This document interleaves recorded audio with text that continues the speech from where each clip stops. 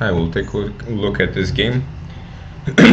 And the main thing about this game is that we have to capture stuff, right? Before before learning tactics and the more complicated methods of getting advantages, we have to learn the basics, which is that if we take stuff, if we take pieces, pawns, usually we will have more later, which will help us overwhelm the opponent more easily. So let's see how this should look like.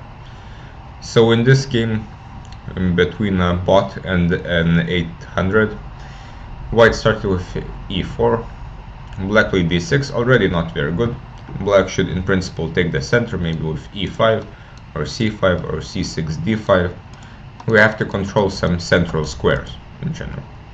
With d6, now white takes the center, e5.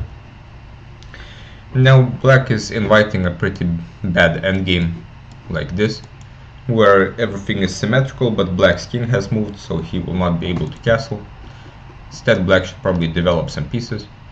Okay, here, the first moment, so to say, white attacked the queen with bishop g5.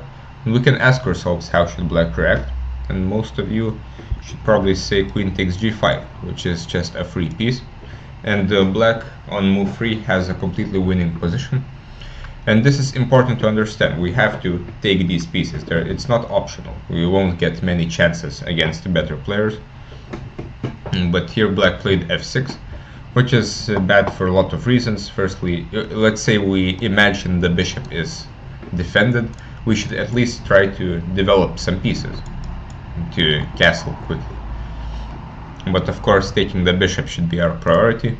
And this is the first thing we can do before making any move. Try to ask yourself, can I take anything? And this will give us a lot of points. Okay, f6, c6 again.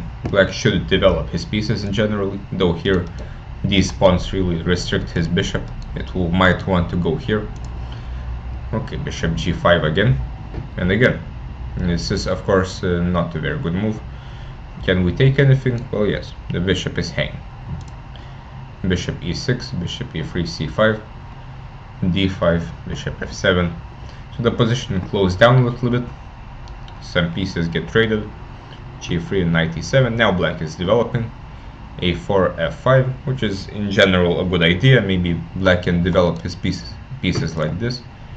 And here white takes this pawn on c5.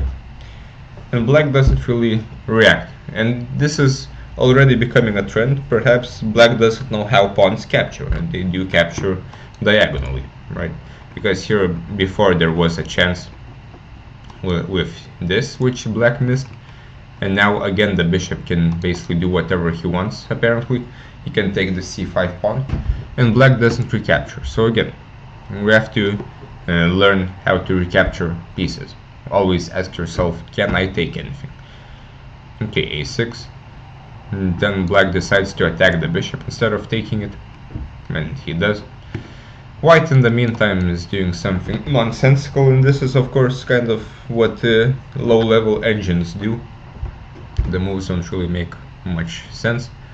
Black goes to attack the rook, and he takes the rook, which is good. Now rook c8 is a very good move, developing with tempo, hopefully noticing that the rook is defended. White takes, and now black has to recapture. This is the only move, and this is of course kind of game over. Black has a million pieces, and the rest is quite simple. He just puts his knight on f5 to checkmate.